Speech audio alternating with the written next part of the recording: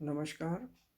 मैं sir doctor A K. Gautam, department of zoology, राजकीय बांगड़ महाविद्यालय डीडवाना।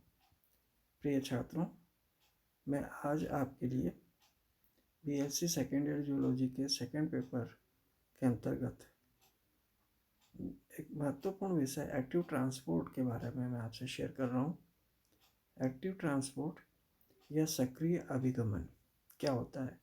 देखिए, किसी विशेष प्रवणता के विरुद्ध अणुओं या आयंस की गति को सक्रिय अभिगमन कहते हैं। इसमें निष्क्रिय विसरण बल के विपरीत कोशिका को अभिगमन की क्रिया के लिए ऊर्जा व्यय करनी पड़ती है, जिसका स्रोत एटीपी होता है। सक्रिय अभिगमन की क्रियाविधि क्या होती है? इसमें इसकी क्रियाविधि को सोडियम आयन एवं पोटेशियम आयंस के अभिगमन की सांद्रता प्रवणता के विपरीत एटीएम के जल के प्रवणता के विपरीत एटीपी के जल के अपघटन द्वारा युग्मित होने के द्वारा समझाया जा सकता है। अधिकतर कोशिकाओं में सोडियम आयंस की सांद्रता कोशिका के भीतर बाहर की अपेक्षा अत्यंत कम होती है, जबकि पोटेशियम आयंस की सांद्रता कोशिका के भीतर अधिक व बाहर अपेक्षाकृत कम पाई जाती है। कोशिका कला इन दोनों ही आयंस हेतु सामान्य विसरण की विधि से प्रवेश करने हेतु समान अवरोध उत्पन्न करती हैं। अतः इस सामान्य विसरण की विधि से इसका आदान प्रदान नहीं होता। सोडियम आयंस के कोशिका से बाहर व पोटेशियम आयंस के कोशिका के झिल्ली के भीतर प्रवेश सक्रिय परिवर्तन हेतु या प्रवेश करने को कोशिका झिल्ली पर प्रोटीन वाहक सोडियम आयन, पोटेशियम आयन, एटीपीएच उपस्थित होते हैं। इस प्रोटीन वाहक के भीतर सिरे पर सोडियम आयन हेतु तथा बाह्य सिरे पर पोटेशियम आयन हेतु बॉन्डिंग साइट्स होते हैं, बंधन स्थल होते हैं।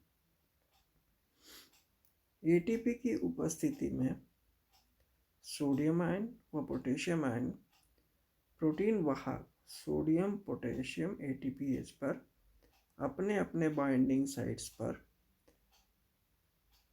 साइट्स अपनी अपनी बनाकर जुड़ जाते हैं। यह प्रोटीन वाहक एक एंजाइम है जो कि ऊर्जा व्यय होने के साथ ही सोडियम आयन को कोशिका से बाहर एवं पोटेशियम आयन को कोशिका झिल्ली के भीतर पंप कर देते हैं और इस क्रिया के उपरांत प्रोटीन एंजाइम्स पुनः अपनी पूर्व स्थिति को प्राप्त हो जाते हैं और इस प्रोटीन एंजाइम में संरूपीय परिवर्तन आयनों के बंधन बनने, परिवहन करने एवं आयनों को मुक्त करने के दौरान होते रहते हैं। और संरूपीय परिवर्तन जो इस प्रोटीन एंजाइम में होते हैं, प्रोटीन के फॉस्फोराइलेशन, विफॉस्फोरिलीकरण एवं जल अपघटन के युग्मन की क्रिया हेतु उपलब्ध ऊर्जा द्वारा पुनः सामान्य हो जाते हैं।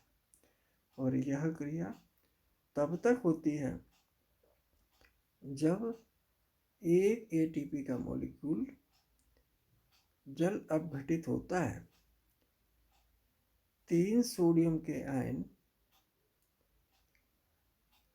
आयन कोशिका झिल्ली से बाहर निकल जाते हैं तथा 2 पोटेशियम के आयन कोशिका में वाहक की सहायता से पंप कर दिए जाते हैं और यह क्रिया निम्न चरणों में पूर्ण होती है।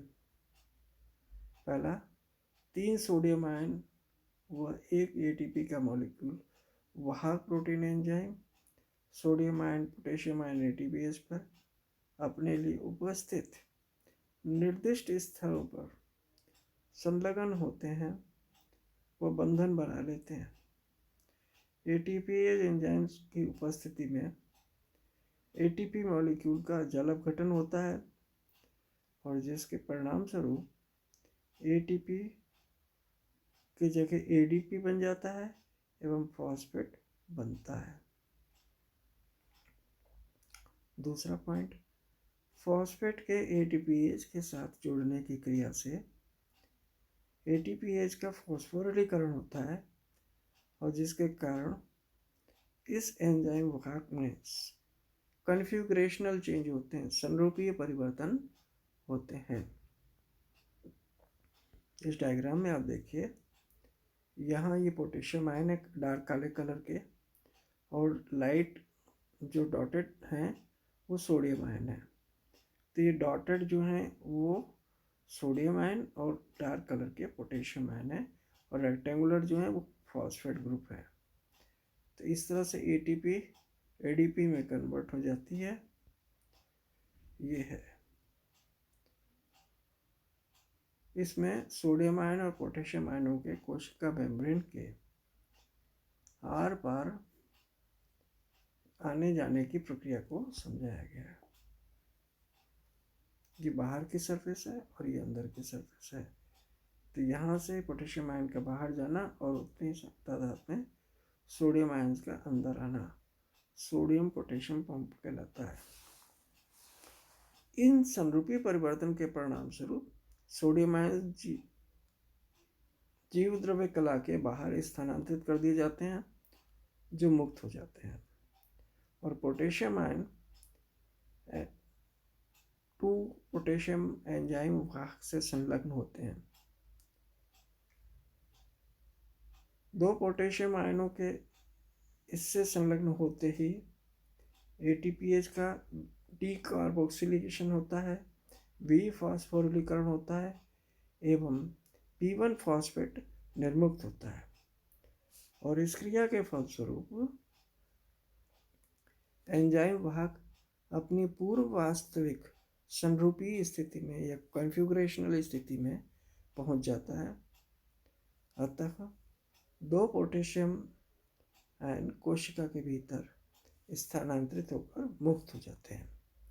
तो ये संपूर्ण प्रक्रम जो है वो कहलाता है सोडियम पोटेशियम पंप या active transport.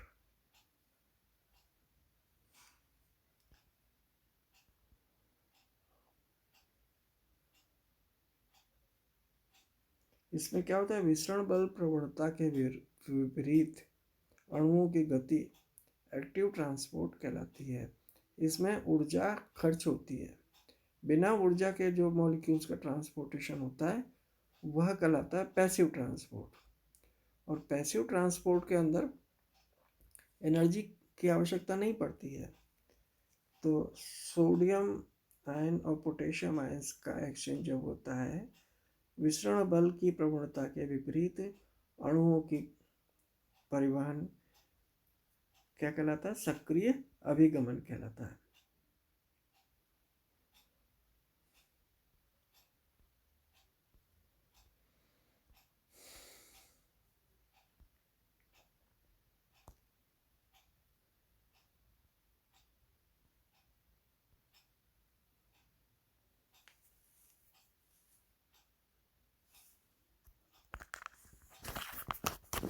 Thank you very much.